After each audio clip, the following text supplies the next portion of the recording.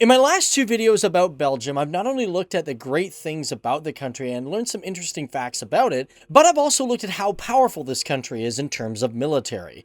And to dive further into understanding the defensive capabilities of Belgium, we look at one of the oldest main components of the entire armed forces, and that is the land component, known strictly as the army. What's going on, guys? Welcome to FTD Facts. My name is Dave Wapple, and welcome to a channel where I look at people, cultures, and places. And yeah, of course, militaries from all around the world. Now, it's your first time here and you like learning about militaries, boom, you want to hit that subscribe button because that's what I do here. On top of that, I'm really excited to talk about Belgium and its actual army because for me, looked at a lot of different armies from Europe, and Belgium, it's kind of a new one on the block. They've only been around since like 1830, so just because they don't have a lot of history doesn't mean that's a bad thing, and I'm excited to learn about that. So with that in mind, guys, let's break down the facts and let's get right into talking about these guys. So like I said, the Belgian army, it's been around not for a long time, officially beginning in October of 1830. Now you may be wondering to yourself, you're going, whoa, wait, Dave, man, why are they so late? And some of you guys from Belgium may be going, whoa, Dave, no, man, that's not true. They've been around for a much longer time before that. That is true. As a matter of fact, the area of Belgium has had an army and armed forces for quite a long time, but the actual country itself, Belgium, didn't come around until like 1830, and that is when they got their very own army. Now, theoretically, the army itself has two names, which is known as the land component, which is more common in the Dutch tongue, but for the French Wallonian side, they also call it composite terre. And I'm not gonna lie, guys, I don't know if that really screwed up my French. I am Canadian, and we're supposed to have French Canadian, and that's how we would say it, composite terre.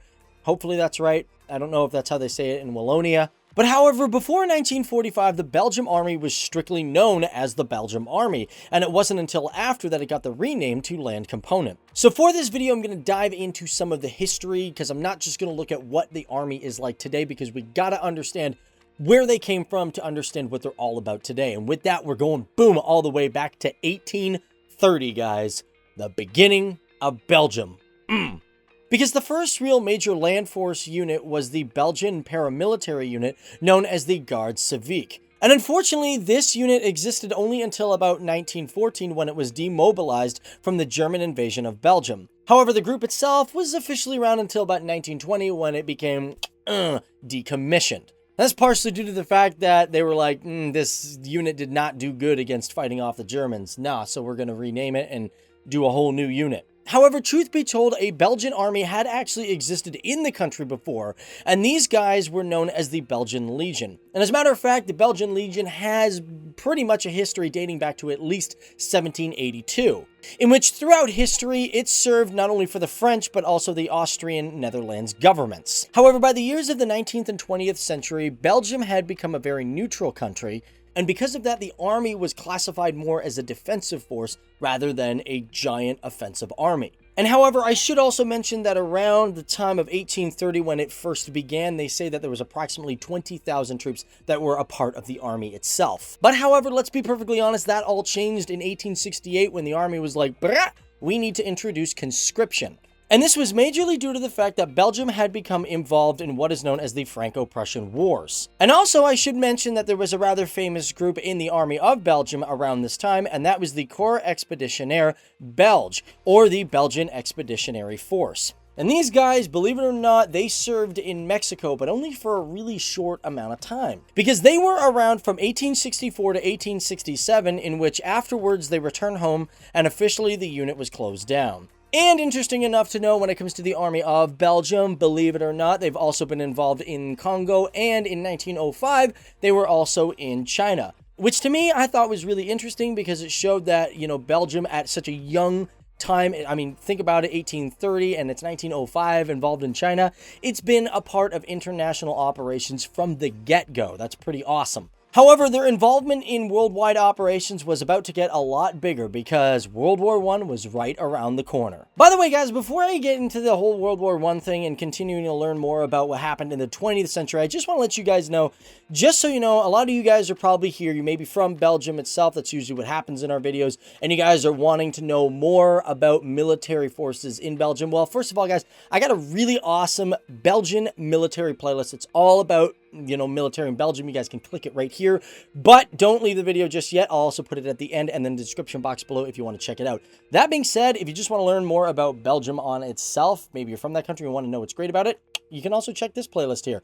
It's got some cool videos just about Belgium and what's good about it. But let's talk about World War I. Now, on the eve of World War I, it was said that Belgium had approximately 19 infantry units, 10 cavalry units, and 8 artillery units. However, in August of 1914, Germany had invaded Belgium. However, unfortunately for Belgium, by the end of that year, pretty much Germany had overrun the entire country, and hey, that country was occupied. And it was said during the entire invasion of World War I, there was roughly 600,000 to 750,000 German troops against approximately 115,000 to 220,000 Belgian troops. Now, after, of course, World War I had ended, Belgium had become its own country yet again, and military was still a very important thing because they didn't want anything to happen again right after World War I. And with that in mind, by the year of 1926, the army itself had a size of 350,000 troops. And by the beginning of World War II, following the immediate invasion of Poland,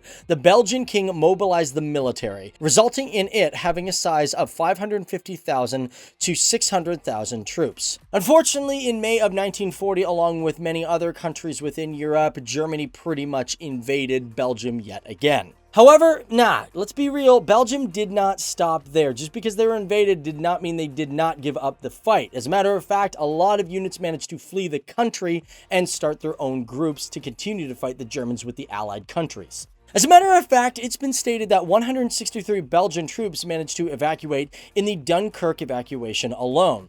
And some of these units, for example, the 1st Belgian Infantry Brigade, and as well the 10 Commando Unit and the 5th Special Service, which was an airborne troop that was under the British SAS, were units that all had Belgians within them or were completely all of Belgian descent. Now, moving a little bit forward, we know World War II came to an end, Belgium became its own self-governed country again, the Germans were gone, and the Cold War was just around the corner, or actually the Cold War was happening. And believe it or not, during this time, the Belgium land component supplied troops for the defense of West Germany. And this mission was given to the 1st Belgian Corps. Within it, there was the 1st Infantry Division and the 16th Mechanized Division as well. But of course, nowadays, things are a little bit different. You don't have the Cold War anymore, so let's talk about today's forces, which may be a lot more reduced than they were at the height of the Cold War, but hey, there's not as much combat. For example, in today's world, they say the land component, which is the largest arm of the defense forces, at least in terms of troop numbers, they got a lot of soldiers in it, has an estimated size of approximately 12,000 military personnel and approximately 2,000 civilian personnel, in which all of these are under the commander of Major General Mark This. And with that, the structure of the army, it is broken up into 5 different sections. For example, there is combat, command, support, services, and training. And with these 5 different sections and all these troops, the land component also operates out of 2 major bases. One down south in Marche-en-Famenne, which is in the province of Luxembourg, not to be confused with the country. And that base is famous for light infantry units. And the second, which is home to the motorized brigade, is located in the north in Leopoldsburg. I also should mention that the Motorized Brigade is a rather new brigade that formed in 2011. However, it basically evolved out of the independent Belgian Brigade, which has been around since 1943. And within the entire land component, it breaks down into 5 major infantry battalions, and it also has a special forces group and an immediate reaction cell known as the IRC, in which that group has 1 parachute and commando battalion. Also, did you know that the Belgian army does not use any tanks? As a matter of fact, it's a rather new thing. They got rid of tanks and they wanted more wheeled vehicles. And with that, their heaviest vehicle is the Piranha 3C, which is an armored fighting vehicle, and they have approximately 268 of them. They also use the Panzer 1s, which is an armored personnel carrier. As for handhelds, when it comes to machine guns, they use the FN Uzi and the FN P90. For assault rifles, they use the FN NFC and the FN 2000 and many different versions of SCARs. Snipers, they use the Accuracy International Arctic Warfare and the Beretta M107A1 and a SCAR version of the sniper rifle. For light machine guns, they also use the FN Minimi and the FN MAG. And last but not least, I should just mention that the Belgian army is going through a major modernization program. They're trying to give new equipment and new body armor to the soldiers, in which they estimate that's going to be around 2030. Overall, the entire land component has approximately 35 units trained and ready for any operation that is thrown at them. But thanks for watching, guys. My name is Dave Wappel, and this is all the information that I could gather on the Belgian Armed Forces, or the Army, the land component. It's so hard. I gotta remind myself to say land component all the time. We're not talking about the Armed Forces. We're talking about the land component, just the land component. That's it. But however, guys, hope you like this video. Also, before you get out of here, at the end of this video in the description box below, if you guys want to check out more military stuff from Belgium, boom, we got those playlists. We also got just the country itself, so feel free to check those out. But hit that subscribe button if it's your first time here, and yeah, feel free to leave a comment for a future, or a suggestion for a future video, and I'll see you in the next one, okay? Bye-bye. Later. All right, so guys, here are those military playlists that I was telling you about. You got, boom, right here, that military playlist. That's a Belgian military playlist, I should say.